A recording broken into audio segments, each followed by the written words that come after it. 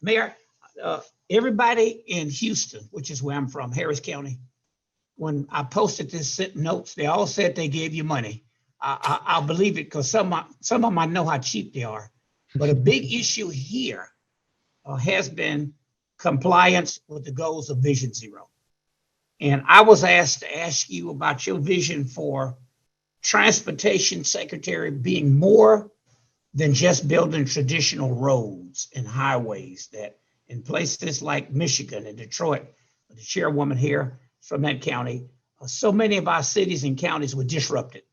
Black communities in particular killed by freeways that would go through our communities. So I want you to talk a little bit about alternatives to just freeways and how responsive you will be to local communities saying, don't rip our urban areas apart just to let people bypass Houston to get to the suburbs. We're for the suburbs, we need them, and we're for our rural areas, but we want to make sure we don't kill our urban centers in America.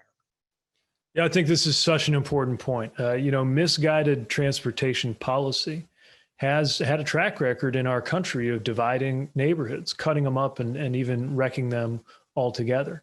So it's not just a question of the quantity of investment. I think we can all agree that we want more dollars to go into infrastructure, but it's what actually is done with those dollars. This is one of many reasons why local concerns have to be taken on board. And of course, we know that this is disproportionately something that's happened in Black and brown communities and neighborhoods. So the point is very well taken. And we should remember just how much is changing in how people and goods move around cities and regions, counties, and around the world. And it would be a huge missed opportunity if we spend the 2020s emulating all of the views and mentalities and limitations and mistakes of the 1950s.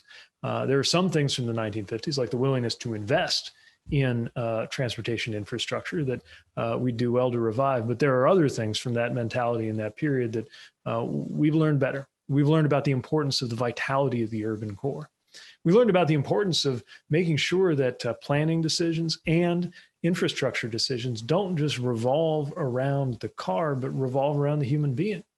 One of the things that I was proud that we were able to do in my own community, again, often in historically underinvested neighborhoods, was to reimagine streetscapes in a way that tried to have vehicles and pedestrians and bicycles and small businesses coexisting peacefully instead of just trying to make it all about having the roads basically function to evacuate the city. When we really want the roads to and everything that's invested in them to help add to its vitality. I know that Secretary Fox, who I got to know well during the Obama administration, paid a lot of attention to this. And frankly, I should say that the constituents, I mentioned kind of a three-legged stool: climate, jobs, and equity among the things that are at stake in transportation policy. There is a healthy, robust, well-funded, and lively constituency, certainly for supporting doing the right thing on climate. There is a healthy, clear, visible, obvious constituency for job creation.